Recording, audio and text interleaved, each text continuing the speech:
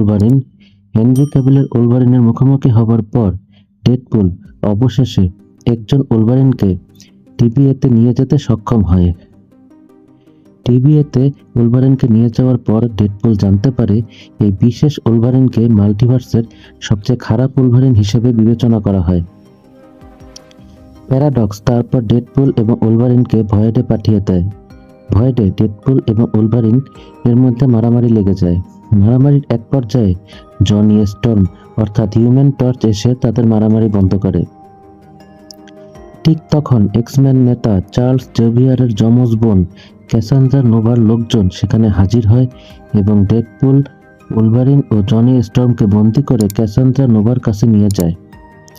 Cassandra Nova সম্পর্কে বাজে কথা বলার কারণে ক্যাসান্দ্রা নোভা খুব নিষ্ঠুরভাবে জনি স্টর্মকে হত্যা করে। ক্যাসান্দ্রা নোভা এক্সম্যান নেতা চার্লস জেভিয়ারের